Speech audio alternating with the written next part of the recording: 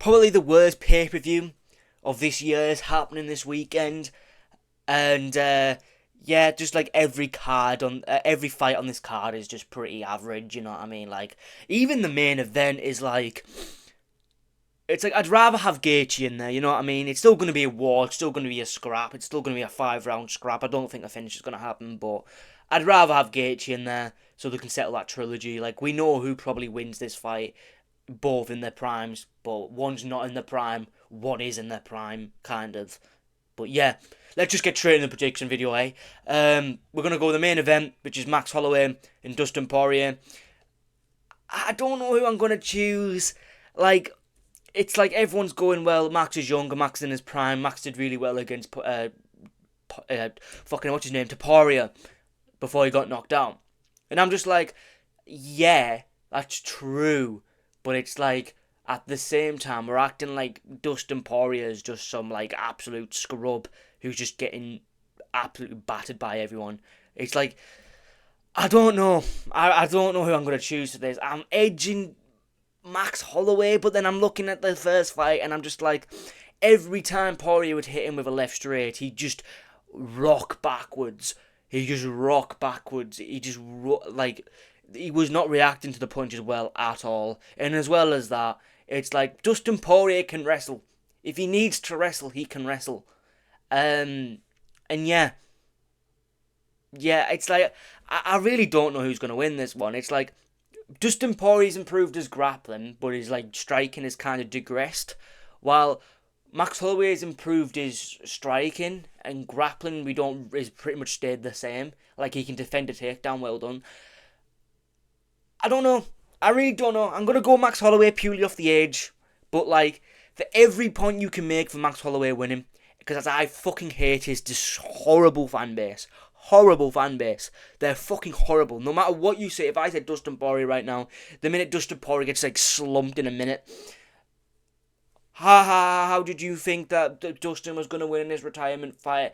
This, that, and the other. And I'm just like, oh, fucking get out of here. You know what I mean? So it's like, Max Holloway is probably going to win.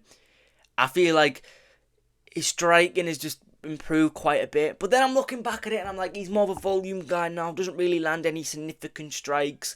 Yes, the Gaethje fight, and we have to address this one, don't we? If he never lands any significant strikes, why did he knock out Gaethje? The answer to that question is it's called accumulation of strikes over a 5 round fight. Also broke his nose in that fight too. That's what KO'd him, not just the one strike. We're kind of overrating Max Holloway's power. We really are overrating his power a lot. But I do think he's going to win. I think he's more of a kickboxer now. He's not really a boxer. You know, Dustin Poirier is more of a... Dustin Poirier is a boxer and Max Holloway is a kickboxer. Usually in these situations, I'd go with the boxer. But I'm going to say this right now. Poirier against Islam Makhachev on the feet looked awful. Like, he looked awful. Yes, I had it 2-2. You could say 3-1 going into the 5th round, but he looked fucking awful on the feet against Islam Makhachev. And you can say, well, Islam looked good on the feet, or he's underrated on the feet, or whatever, this, that, and the other. Right, he is. But at the same time, it's like, if you put these two, if you put them both in a boxing ring, you'd expect Poirier to win. And Poirier didn't win. And you can say takedown threat, but yeah. And even in the first, the second fight even, Dustin did shoot takedowns. I need to say that. Like, he can shoot takedowns.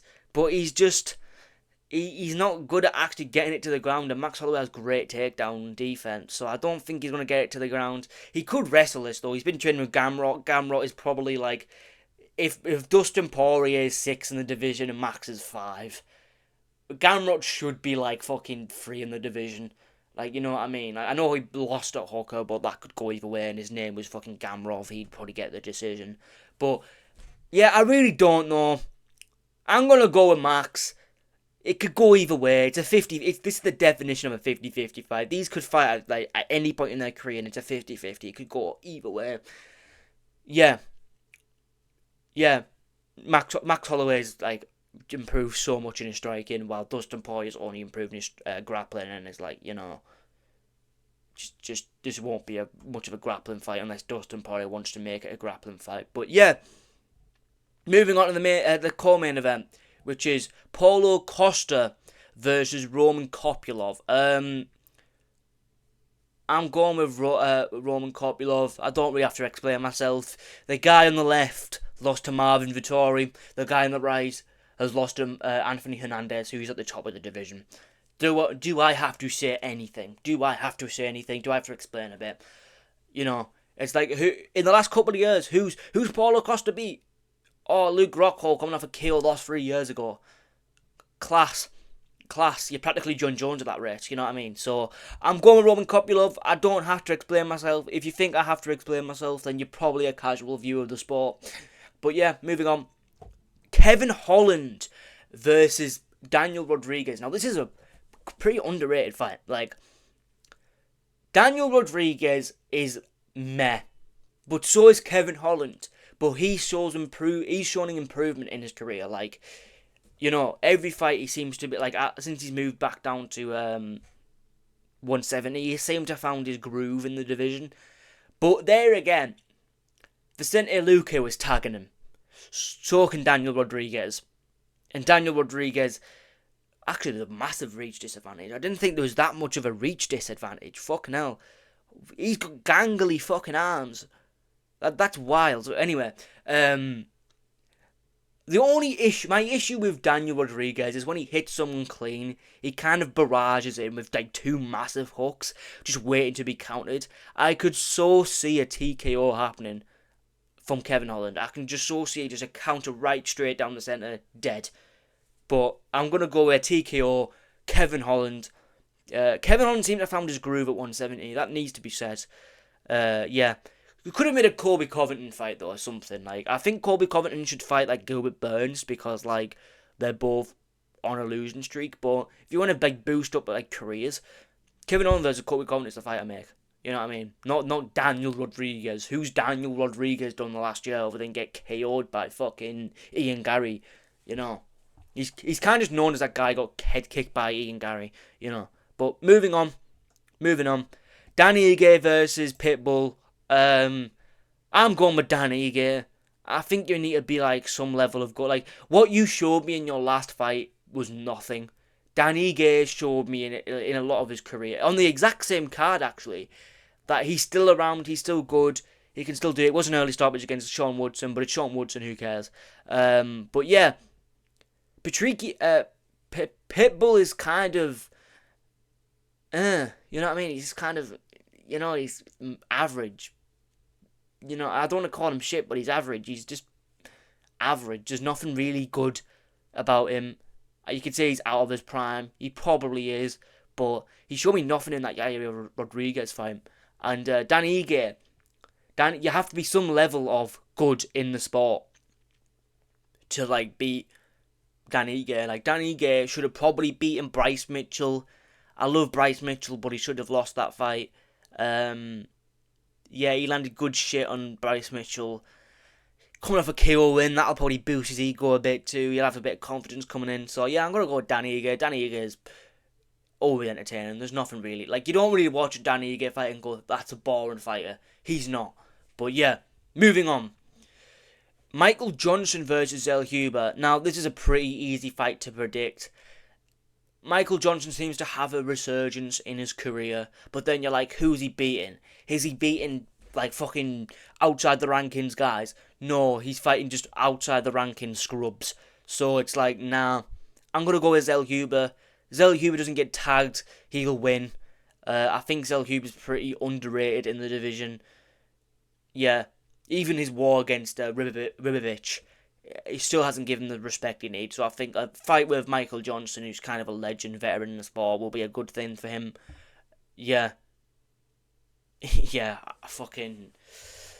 I don't know what I want me to say for this one. I think Zell Huber's going to win this one. Right, moving on to the prelims now. We're going with Kyla Phillips, fucking hell, why'd I say it like that? Versus Vinicius Oliveira. I'm going Vinicius Oliveira. Vinicius Oliveira is a fucking animal in the division. He's coming off a win over Saeed Nurmagomedov. Saeed Magomedov is actually fighting Bryce Mitchell now. Not this week, but next week. But yeah, I think he's really fucking good in the division.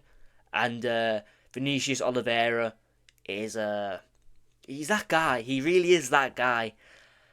He's kind of like the dark horse of the division. Like, I would see him as the actual dark horse of the division. Like, Kyler Phillips is good. Kyler Phillips, is it? Kyler Phillips. He's good. Phillips is good. But he's on and off. Like, one day he's good, one day he's bad, one day he's good, one day he's bad. So I'm going to go with Vinicius Oliveira. I think he's an actual problem in the division. And I think time will just tell, to be honest. Right, moving on. Oh, Marvin Mediocre Vittori versus Brendan No IQ Allen. Now, with this fight, I didn't know who I was going to choose. But then I'm like, Brendan Allen is fighting decent comp, having fairly close decisions if his decision making wasn't as bad as it was. And it's like, if he just had a brain, he could probably win these fights. And it's that simple. And then you look at Marvin Vittori's career and he's just pieced up by this guy, pieced up by that guy, pieced up by this guy, that guy, pieced up like that. Yeah, he's shit. He's shit. I honestly think most of the unrankings might be able to beat him. But yeah, I'm going to go with Brendan Allen via decision. I don't really have to say any much than that. Why is my chair creaking like that? What the fuck? But yeah, Marvin Vittori is garbage. I'll never choose him to win a fight ever again unless it's like some debuter. And even then, I might choose a debuter. I honestly think a toddler could beat Marvin Vittori at this rate. Yeah, moving on. Francisco Prado versus Nikolai. Yeah, I am pronouncing that. This Kazakhstani guy, yeah. Now, as much as the guy has an intimidating name, like if you were a fighter and that name popped up, you'd be like, what the fuck am I fighting? What? And then you'd look at his career and then you'd be like, oh, I'm gonna smash this fucking guy. But there again, I'm looking and he had a very close decision, split decision with Danny Barlow, and then he got ground and pounded by another dude. I can't remember his name. And then Francisco Prado is kind of just blockheading his way through the division, and he lose some, win some, lose some, win some. But he is good.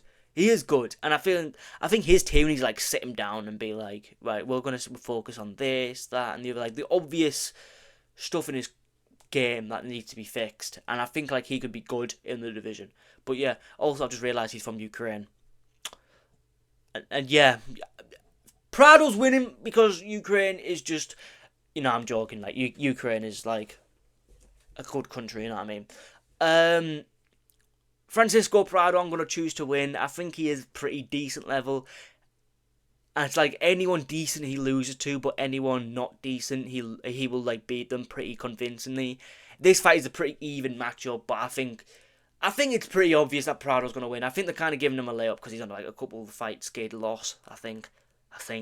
I can only really remember Prado losing than winning.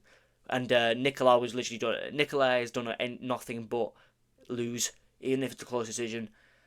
And yeah, this could go really bad and he might get cut actually. 3 losses in a row. They did the same thing to my boy Jordan Vucenic, so poor guy. Yeah.